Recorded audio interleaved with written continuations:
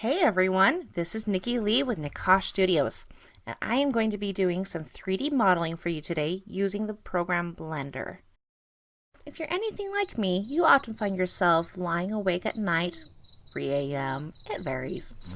Anyways, sometimes I find myself scrolling through a certain popular website that is just full of ideas, perfectly tailored to what I like. No, I never do that. Nope, not me. Aside from the usual brilliant ideas you get while in the bathroom, I often get great ideas lying awake at night. During one of these times, whilst perusing aforementioned website, I thought to myself, I have a great idea. I figured it'd be pretty easy. I even started coming up with ideas and a checklist of what I would need to do, what materials I would need to gather, etc., etc. And then I started to do the maths in my head. And I started thinking, maybe this is a little bit more than I thought it was going to be. But what the heck? I can do it. I can make the things. I love art. I've got plenty of Dr. Pepper in me, so I'm ready to go. Plus, this is a judgment-free zone, right? Right? Okay, good. Let's get making some art. So what I'm going to be doing is I'm going to be 3D modeling my farmer fairy. Farmette fairy? Fairy farmer? Bobby Joe the farming fairy. There we go. Either way, here's an idea of what she's going to look like. Yes, I'm already done by the time I'm making this film, but I don't want to give you too many spoilers. So this is part one. We're going to just be putting her into the shape that I want her to be before I start adding in all of the details. So this is my basic fairy body. I created this knowing that I was going to do this crazy idea of making lots of 3D models I'm going to paint and make into fairy gardens. Maybe I can sell them at the farmer's market or on Etsy or something. I don't know. I'm always having ideas. So I needed to fix her up a little bit because she had a little bit of too chunky legs. Mine look like that. I don't want hers to look like that. I rounded out her arms. I'm making her calves more shapely. I really didn't want a normal, skinny, thin fairy, nice and lithe, as you could say, or lithe. I wanted it to be different. I wanted it to be me. So I'm basing her off of the anime chibi style because I really liked the dimensions specifically. I noticed when I'm 3D printing my models that I've already done, the bigger the details and the weirder it looks on the program I'm using, which is Blender, the better it actually comes out in real life. So you need to emphasize all of those little features that you normally wouldn't do, and sometimes it looks a little funky on the computer screen, but by the time it's printing out, it looks really good, a lot better than I would expect it to. So I try and keep that in mind as I'm modeling all these things. I am going to paint her, but I want to make it easy on myself, and so I'm making like her eyelashes more 3D so I can touch those up easier. I'm rounding out her eyes so that they can be nice and big and cute. I have a really awesome 3D resin printer, and so I do notice details a lot come through, and so I want to be able to put in those details not only with my painting work but also just physical details.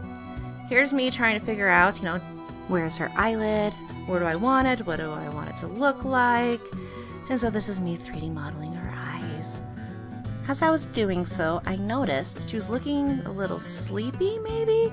Or I could give her like an angry attitude or something. So once I get the shape in, as you see, I'm making it nice and 3D and full, and I'm smoothing it out. I'm making sure her eyelashes are defined nice and pretty. I'm going through and making sure it's the shape that I want.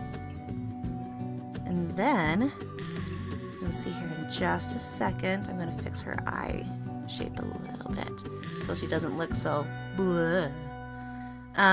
If you've never used Blender before, it's a program that I just started teaching myself. You can use it for so many different things.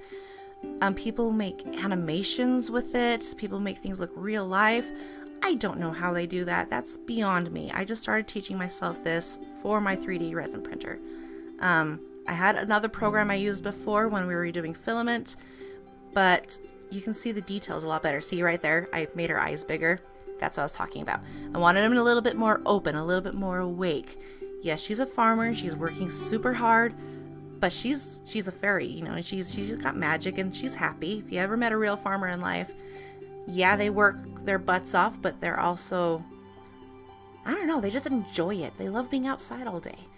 I do that. I love being outside and working in my garden and with my animals and stuff. So here's the little tiny details for her iris and the corner of her eye I'm putting in, making her just stand out a little bit better. Those eyes are going to be a big feature, so I wanted to focus a lot of time on those. And here you're going to see me try to figure out how to make cute lips. I've always struggled with the mouth, whether I'm drawing on 2D paper or sketching when I'm bored or whatever. I have issues with the mouth. Everything else I've been able to figure out. See, I'm getting in a cute little nose there. So there's a little bit of a nose, but it's not super prominent, but it is there. I know what the features of a mouth are, but I couldn't quite get it. So I had to pull up a reference that I really liked the shape of the mouth for, because she's going to be a cutesy fairy. You know, I want her to have nice, full, luscious lips. So I pulled that, and I'm not making a beard. I'm just shaping her chin a little bit more fairy elvish looking. But look at that mouth. Isn't that so much better? I tell you, references. It's okay to use references, pictures from the internet, other people's work to help you shape your own art. That's the way we all learn, is by copying other people's stuff and then finding out how to do it and then making it our own. So now I'm going to put her into the pose I want her. And I found a reference I wanted with a farmer girl. She had her knee cocked up and a tool in the other hand. And so I'm shaping her feet to look like how I want her to be standing. And so I'm trying to get that foot shape right. Nice, not just generic blah. There's something at the end of her foot. But I wanted it to be cute. Because fairies are cute, right? So this knee, her knee's up a little bit, which means her heel's off the ground a little bit. So I had to make sure I took that into account. Shaping up her legs so that those muscles are in the right spots for this position. And then I go to the other leg. I didn't want that one cocked. This one's kind of the one she's putting her weight on. So her foot has to rotate out a little bit more, I realized. So I'm just getting that shape better, making sure they match and don't look funky. I want her hand on her hip.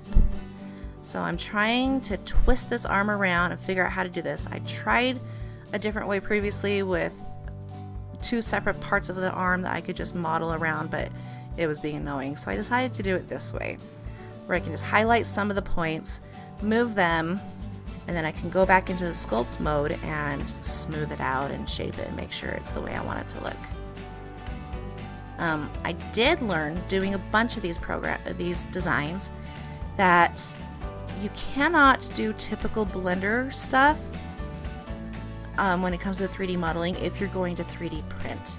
You have to be very careful about how you create your creations, because you can't have holes, you can't have pieces of the design inside inside. You want it nice and solid and smooth, so your 3D printer and the program that you put it into to slice it to help it figure out how to print doesn't freak out and go, nah, I can't do this.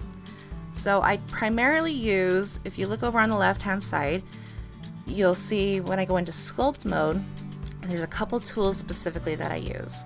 And I learned these the hard way, that these are the best ones for me to use. So there's the top one where it just pulls out the form a little bit. And if I push shift while I'm doing that, it'll push in a bigger chunk. The one right below it is more of a pinching effect. And I have it set so that when I'm using it, it's more like I'm putting in a crease, like a really thin line. And if I hold down shift, it'll pull out a really thin line. So in my next video, you'll see me use that a lot with creating the clothes and seams and things like that. And then I use the smooth a lot, and I change its strength between higher and lower depending on how much of the detail I want to lose. With changing the shape of the arm, I want to smooth it out a lot because I don't want it to look weird, and so I'm going to have a stronger strength on that. But then when I'm smoothing out details later, you'll see me use a much smaller one so I don't lose the details as I'm trying to make it nice and smooth. So I'm almost done with her position here. So I'm just combining everything into one solid model, and I can smooth it out and I make it nice and pretty. And then from here, I will be able to add on her clothes and hair and all that sort of stuff. But that's going to be in my next video. I can only fit so much into a video. So here I'm just making sure everything is connected right and it doesn't look weird. Her shoulders actually have a shape. And you see it bubbles out a lot, but then I smooth it and it goes nice and smooth. So I'm using that tool to pull it out because I need more substance there, but then I smooth it to be into the shape I actually want it. And here I'm using the crease one because I want it to go in a little bit thinner than it would be using the other tool. And then I smooth it out, add her shoulder structure a little bit more. This girl needs shoulders for working on the farm. Just make sure she looks the way I want her to. And there she is. There's our finished product for today. This will be multiple parts. So thank you for watching. Keep tuned for part 2. It will be here on my channel. Make sure you subscribe, like, comment, share, all those good things. And thank you for watching the Nakash Studios channel.